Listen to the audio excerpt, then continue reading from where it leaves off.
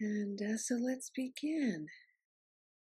Let's just take a deep breath together, and I invite you to close your eyes if you'd like to, or maybe just turn your body slightly away from the electromagnetic connection of your computer and find a direction that you like. I'm in sort of a twirly chair and I haven't quite figured out where I want to point my body. And just take a deep breath with me as we settle in.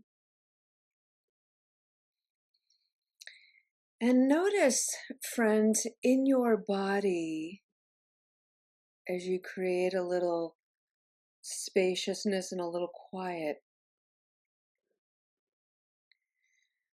notice in your body where you have some comfort, some ease, some stability.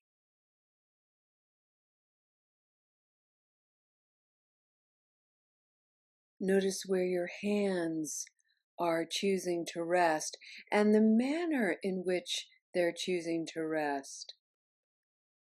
I often have my fingers interlaced, and today I have my right palm, the top of my left hand resting in my right palm, and my thumbs are overlapping. The tips of my thumbs are not touching. My thumbs are resting in my left palm, and they're just overlapping, very relaxed, very casual. And let's breathe together, breathing in,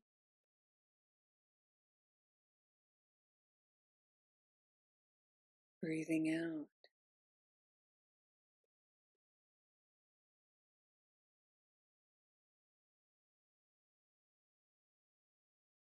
Let's do that again with a little bit more concentrated intention. Let's breathe in together, nice and slowly and intentionally, almost exaggerating our capacity to inhale. So taking a solid 5 seconds to fill the lungs. Breathing in.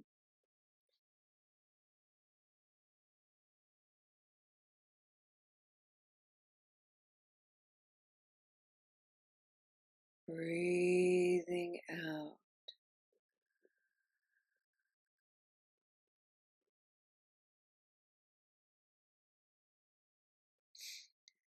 On this next inhalation, let's see if we can just take little sips of breath and pause in between.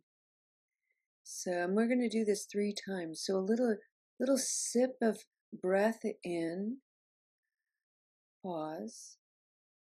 A little breath, a little sip in, pause. A little sip, pause, and exhale.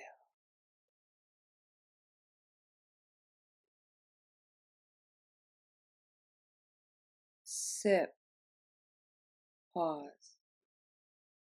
Sip, pause. Sip, pause. Smile, exhale.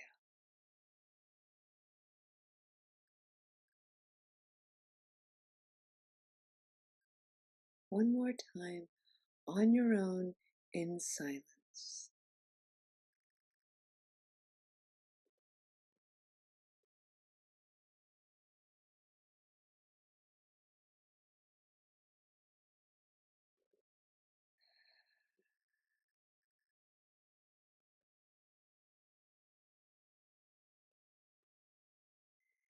Thank you for arriving so fully to yourselves, to the breath, to this community. Welcome, everyone, to this beautiful practice. In the Spokane Sangha for the month of January, we are exploring the first noble truth in Buddhism. The Noble Truths, the Four Noble Truths, and the Noble Eightfold Path is a foundational principle in Buddhism. and it certainly is the foundation of Recovery Dharma. For the entire year of 2026 in the Spokane Sangha, we are taking a month to explore each of these aspects. The first 4 months of the year will be exploring the Four Noble Truths, and then the rest of the year, once a month for the next 8 months, we're going to explore the aspects of the Noble Eightfold Path.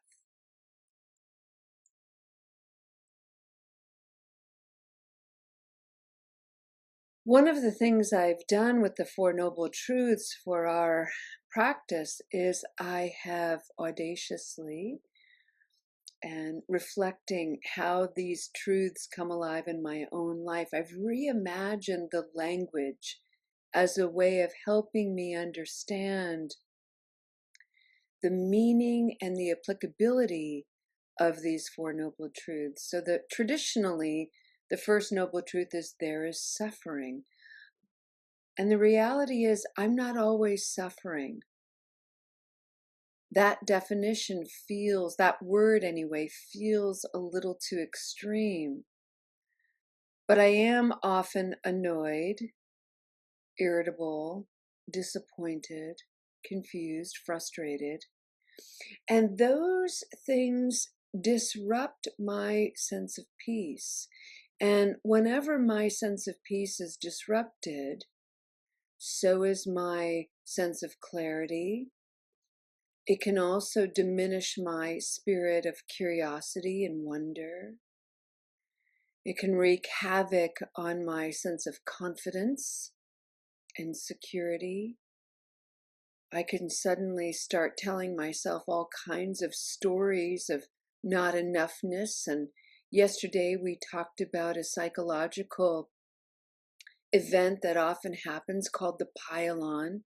So we experience something unpleasant and uncomfortable, and the next thing we know, we bring forward every unpleasant, uncomfortable thing we've ever encountered. It's the pile-on. So we experience one regret, and then suddenly followed by a dozen more regrets, and then the next thing we know, we're looking outside of ourselves at the state of the world, the state of people, the misery, the history. When isn't ever going to end? And before we know it, we are drowning in misery. That is suffering.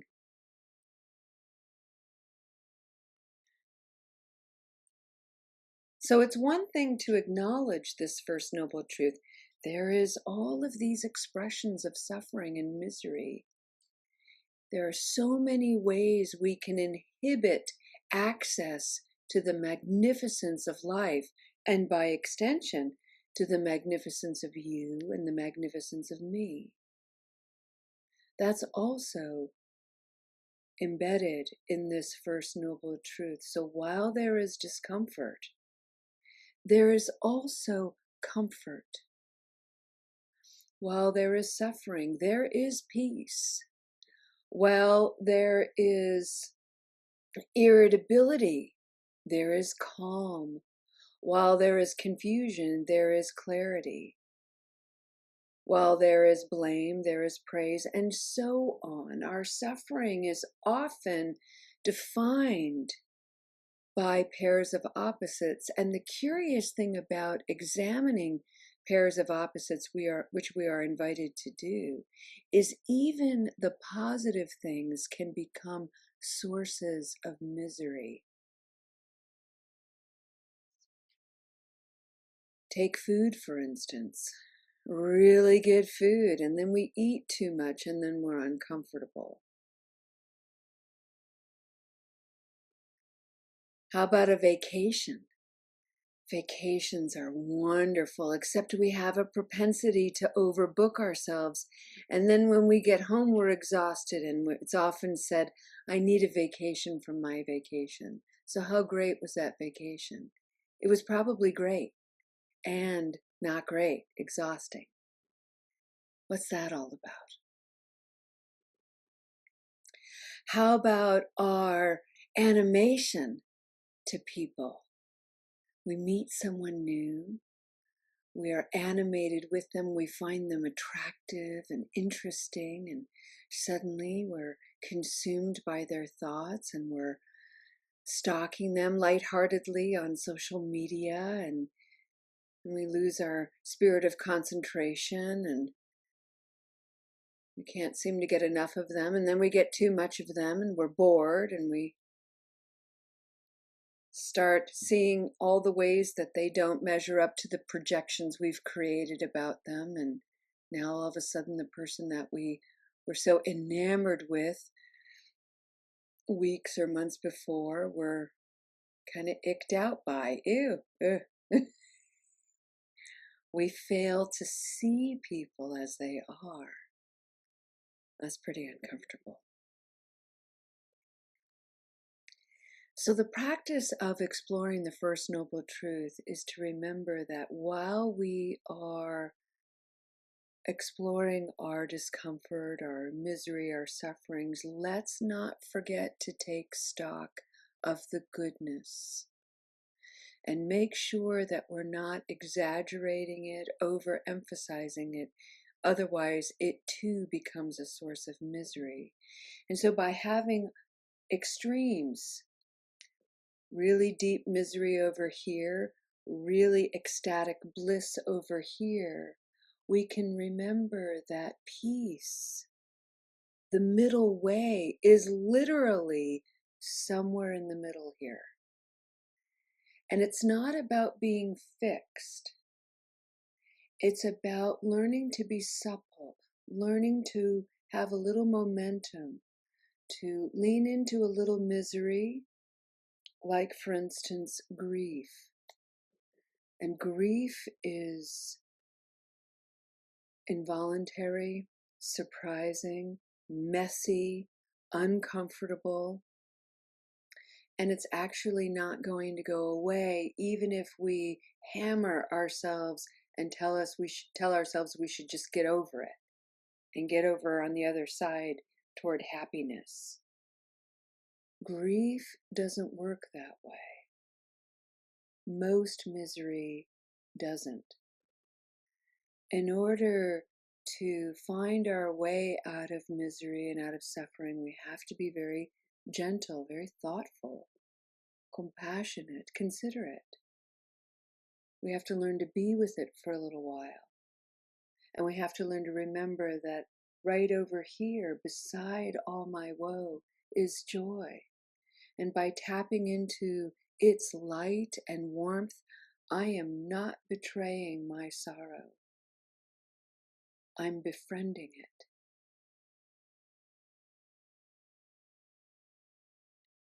When I'm confused or when I'm lonely,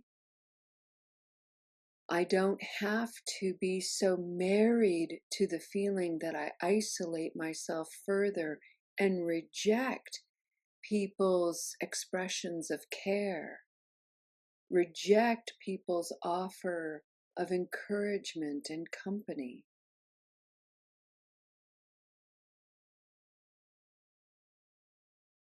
And it can feel really vulnerable to do that. It can feel uncomfortable to do that.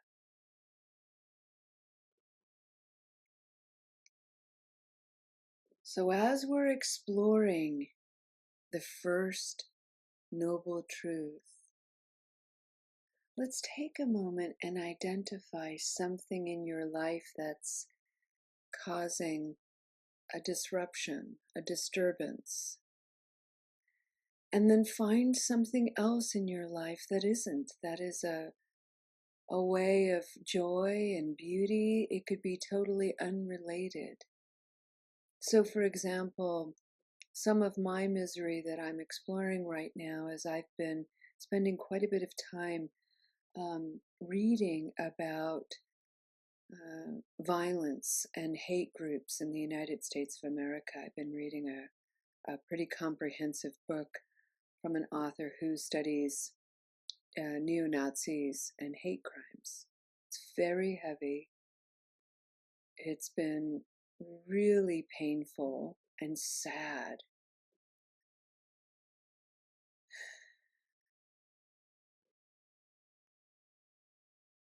And I'm doing this because I recognize in myself this propensity, frankly, a habit energy of othering people, those people who are so violent, who cause so much harm. And I close my heart to them. I close my sense of compassion to them. I close my sense of loving kindness. I deprive myself of joy in the process. I have violent thoughts that arise, not in the same way, of course, but nevertheless, violence in terms of rejection, wanting nothing to do with understanding these people, and it feels awful in my mind and heart.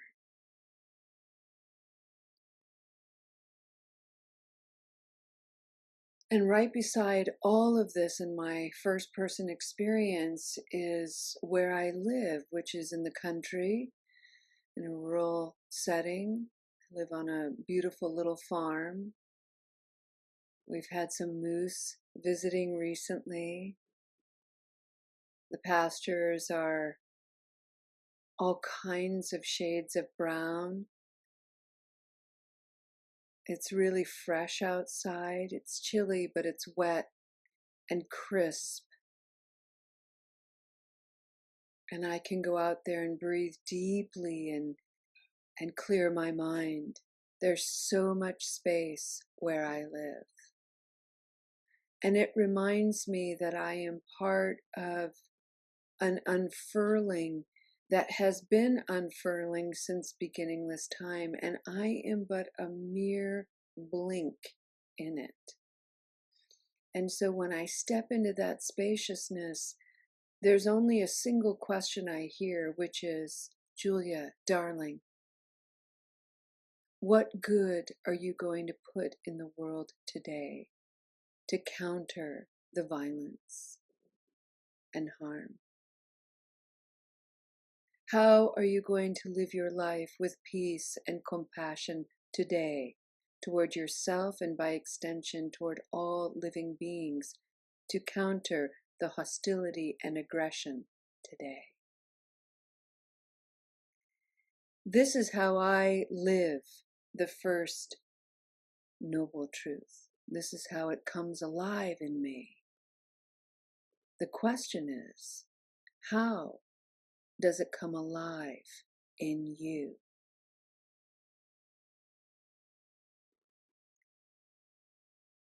Let's take a few moments of silence to explore that question.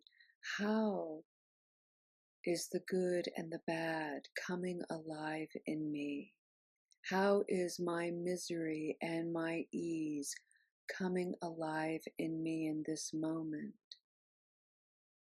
It's not about trading one for the other, friends. It's about learning to grow in our capacity to hold both.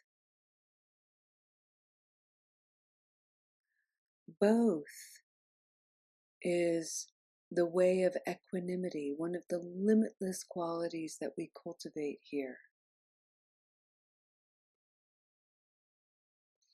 Sometimes it's a little bit out of balance. Sometimes we're more one than the other, and that's okay.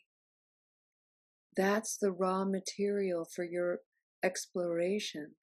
Sometimes we're dealing with illness, trauma, memory, regret, grief, recurrence.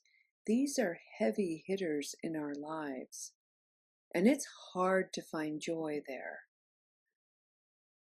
And it's still there, nevertheless. So just because you're feeling more toward the negative doesn't mean the positive isn't there. The task is to find it, even if it's a flicker, even if it's for a moment. Find it, savor it, let it in, sip it if you must. And above all things, enjoy your exploration.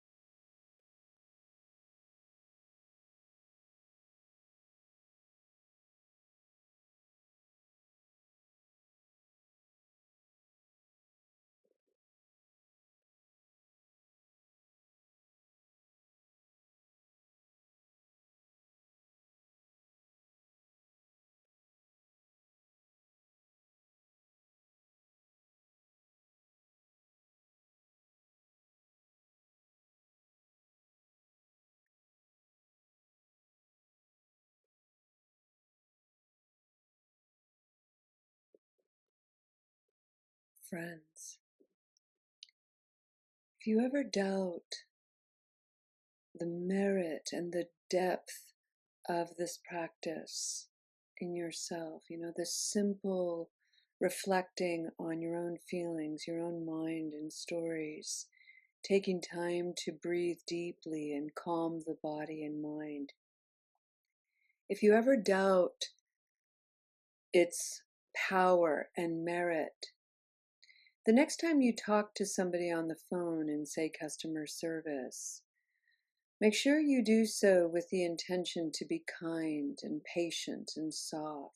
And I guarantee you'll get some feedback by someone that says, you're the first person who's been pleasant to me today. Imagine going through the store at the line in the grocery store, and just being pleasant, taking a moment to be kind, smiling, being calm, and having that be a noticeable difference in the person on the receiving end of it. You're the first person out of 8 hours today who has been remotely kind. That's the state of the world we're in.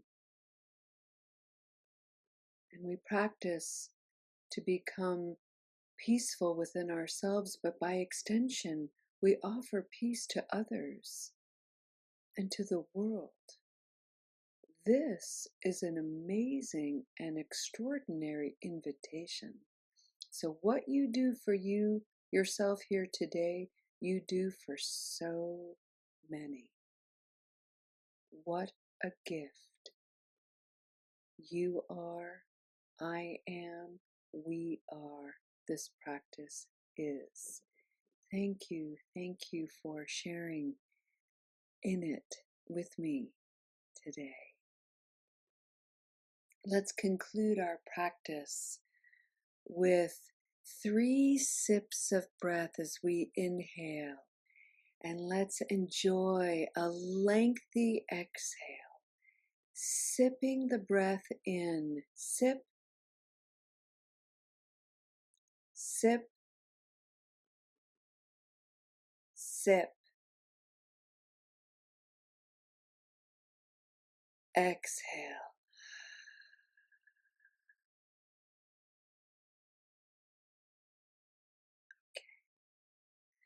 Alrighty, let's come back and let's just sit back for a minute to contemplate why. Why do we dedicate this practice?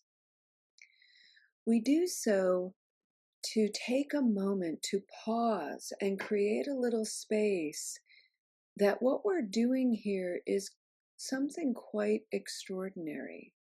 Some of us are showing up and we don't want to be here. Some of us are showing up checking a box because we have to. Some of us are showing up because we're holding on by a thread. Some of us are showing up because we really are here trying to find something to support and anchor and center ourselves. We have so many reasons for showing up, but the point is we are.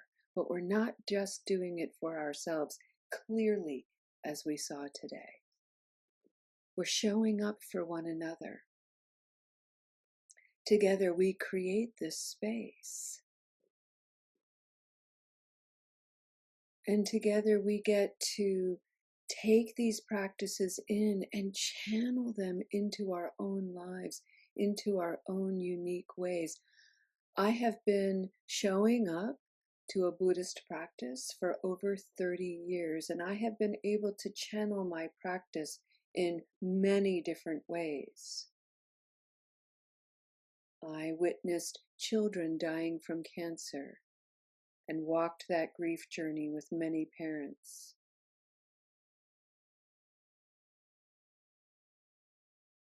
I channeled my practice working with people who couldn't see and couldn't hear, and I was privileged to be their eyes and ears. I channeled this practice in a community of women who were pretty shut down by the negative effects of misogyny and patriarchy. And I am now devoted to channeling this practice to serve the community of people trying to recover their whole selves and understand relationships to habit, energy. This practice has many faces. It has many channels, infinite channels. And all we have to do is show up for it.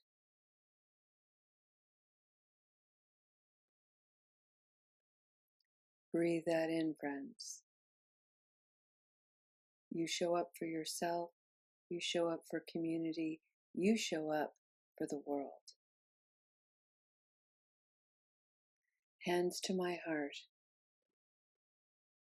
Taking a deep breath in. Breathing in.